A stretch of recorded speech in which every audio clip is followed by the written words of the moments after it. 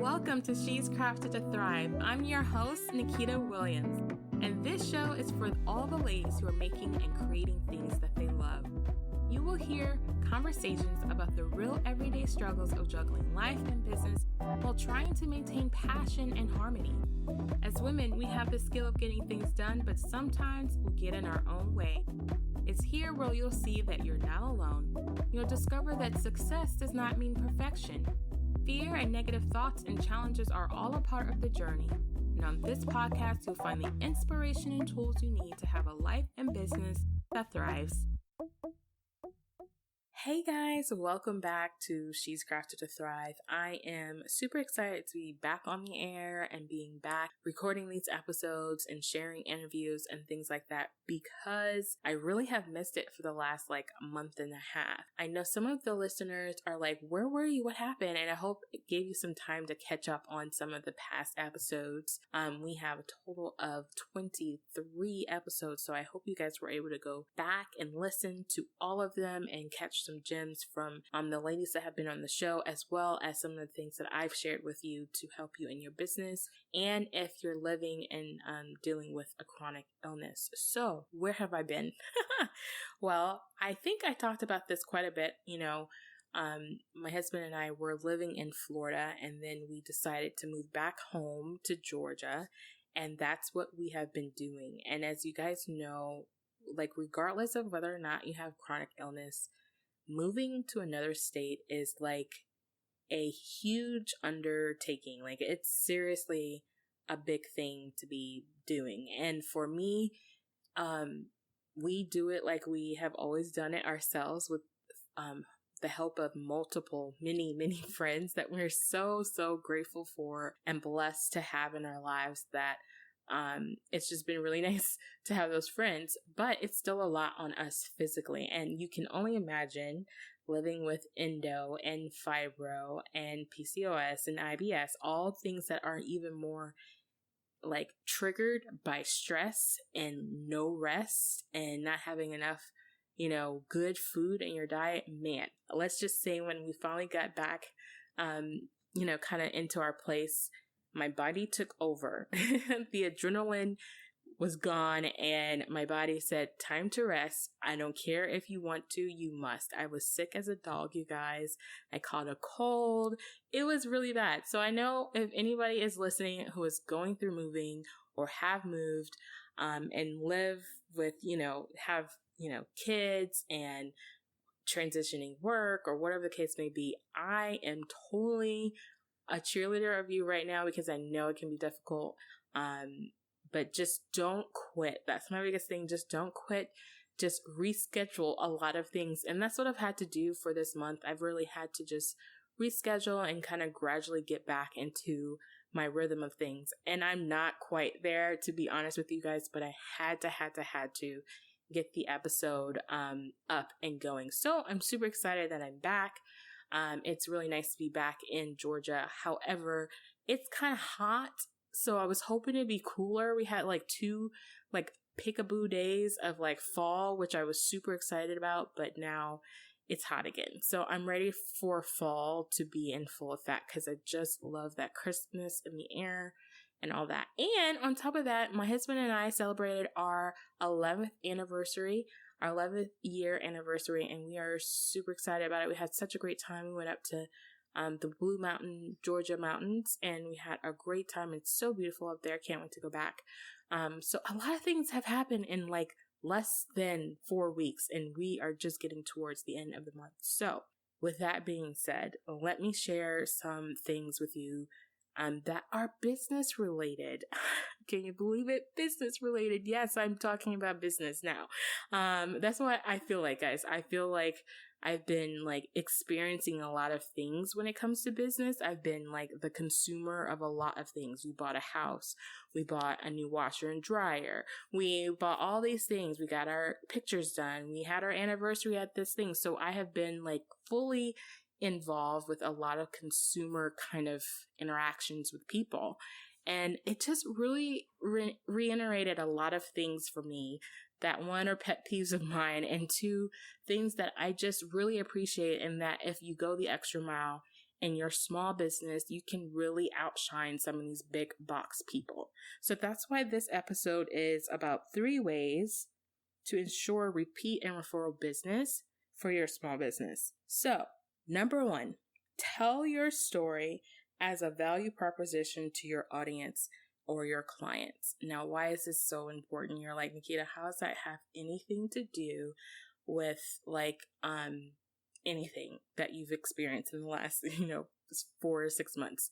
Well, honestly, you guys, me and my husband have gone through so many different things with talking to different salespeople, and it is still amazing to me. And I'll have another episode about this because it's still mind blowing to me how people are not wanting to like connect as people. Like, it is not a conversation. It's not like sharing a little bit about them and then finding out about, the other person. It's a lot of, I almost feel like it's changed that we are expected as the consumer to get the information that we need in order to make the decision without the person selling us. So what I mean by this, for example, we are considering about trading our car. And so we are looking at cars, and the last 3 car dealerships that we've gone to, my husband and I keep being like, is it just the time of day we're going? Or are these people like, don't care? Like, don't care, don't want to tell you anything. I'm like asking questions about the car, like, what's your name? Like, just walking in the door of these places, it's like, I just remember car dealerships being a lot different when you would walk in the door and you would have like 20 people trying to come to you to talk to you about something, about a car and get your sale. But it's so like lackadaisical. Like, I don't know what that's about. So how does this correlate to your business?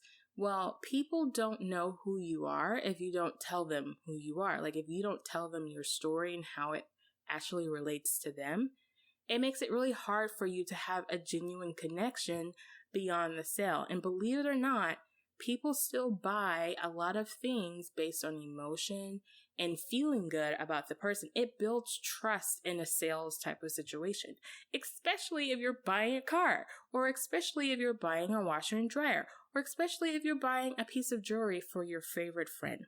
Now, here's the complete different, end of the spectrum, right? So one of the beautiful gifts that my husband gave me for our anniversary was a beautiful necklace from Crystal Lynn. You guys, I've had her on the show. If you don't know who she is, you definitely have to check her out. But she is a jewelry designer, and all of her pieces have meaning behind it. And my husband got me the gratitude pendant necklace, and I just love it. I find myself like tootling with it, playing with it, and all that kind of stuff. I wear it every day. And reason why is because I understand the story behind this pendant. One, it has a story for me now because my husband gave me this great gift that I really like. It's beautiful. It's like simple and modern, and I like it. It's something I can wear every day. And it also lets me think that my husband thought of me. So then there's the other thing of, I know why Kristen made this pendant. It's a gratitude pendant. She calls it a gratitude pendant because she's very grateful for a lot of things in her life, even though she has had a lot of things go wrong in her life, but she is grateful for things. Hence why it's called a gratitude pendant. And I'm grateful for things. I'm grateful for the people in my life. I'm grateful for my husband. I'm grateful. So it's a great reminder. It's a great gift, but there's a story behind it, and it builds trust, and my husband bought it for me. Now, these car dealer people, I don't know if I have trust with them because I had to ask them things like, what's your name? What do you like? So how long have you been here? Why do you like this car? Tell me some details about this car. Do you drive this particular brand of car? Like, these are questions me and my husband are like asking just to get some kind of personal interaction with these people. And it's crazy. So just imagine in your small business, if you are telling your story and how it can relate to your clients or your customers, how it can make such a difference in building trust and growing your brand and your business. So that's number 1. Number 2, customer service. We use this word so often, customer service. What does it mean? Like, what does it really mean to a consumer, and what should it mean to a small business owner?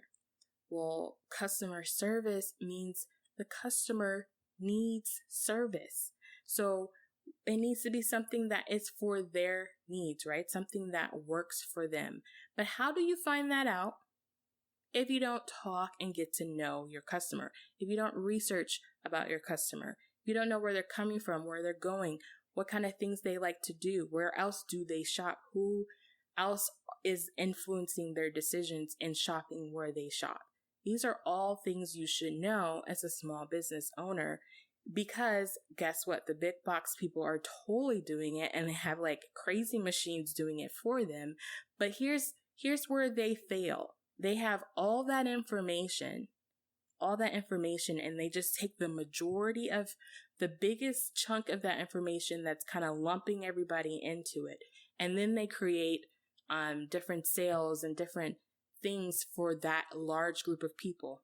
But not everybody fits into that little big box, if you will. So for you as a small business owner, what I have found that when it comes to customer service, when I feel like an individual, or when my clients feel like they're individuals, they feel like this is custom made for me, or they feel like this person really cares about me. They care about me, and they are not just going after their sale. They're really wanting to provide a service for me, regardless of whether or not they buy or sell. Why is that such a big deal? Because whether they buy or not means that they may refer business to you. They most likely will if they felt like really comfortable with you. Maybe you weren't the thing they were looking for, but maybe you are the person that they really liked and trusted and is willing to share it with their friends. So that's how you make a difference compared to the big box people. You can go to the big box people and have horrible customer service, even at the register or even at the sales line, whatever the case may be, and you're just another number. But in a small business, you're not. So keep that in mind. Know your people, get to know them. Be sure to really treat them like gold, and it will set you apart. Okay, so the last thing I wanted to bring up is because this is something, again, the big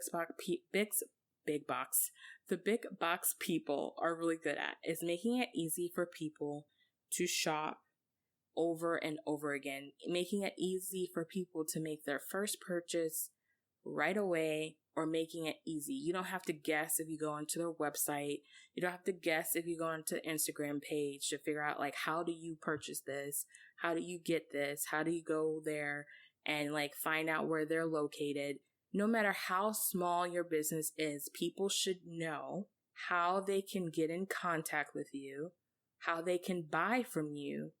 That's just 101 for a small business. But you guys, it doesn't happen. There are so many people that I see on Instagram, I see on Facebook, that are even relatively medium-sized businesses where I'm confused as to how to move forward and an arrangement to purchase, buy, or learn more.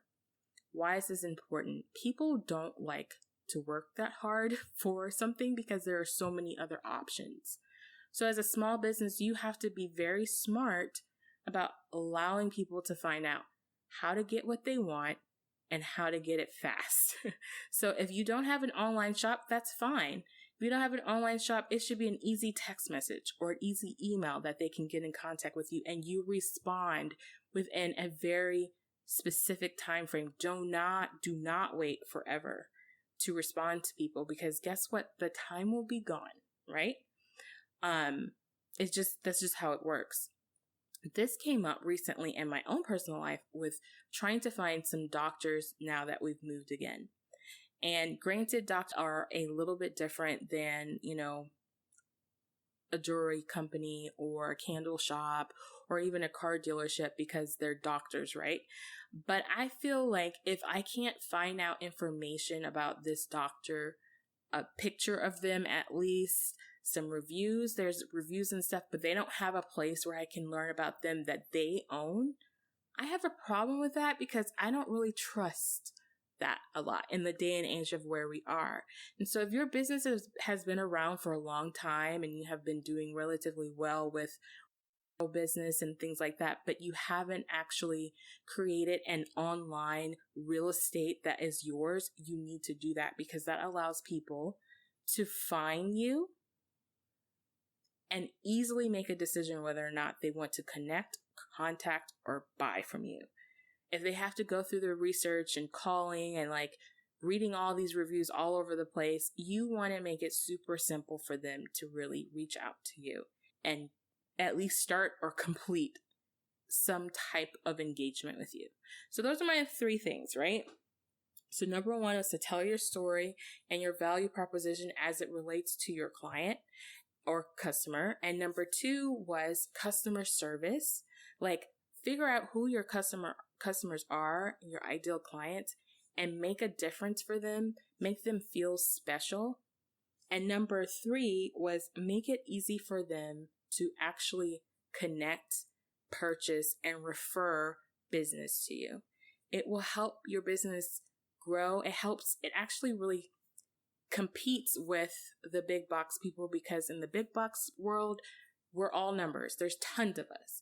But if you ever get a handwritten note from a small business, or if you ever get a handwritten note from, someone you did like a craft event with, a photographer or a bakery or something that said, I'm so happy that I was able to provide this service for you, you are bound to remember them, and it's going to have a little special place in your head and your heart.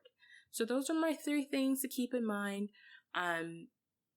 I'm super excited about the next few weeks. We have an episode that I recorded way back with Rosalind Daniels. Finally, you guys, I will have that ready for you guys next Friday.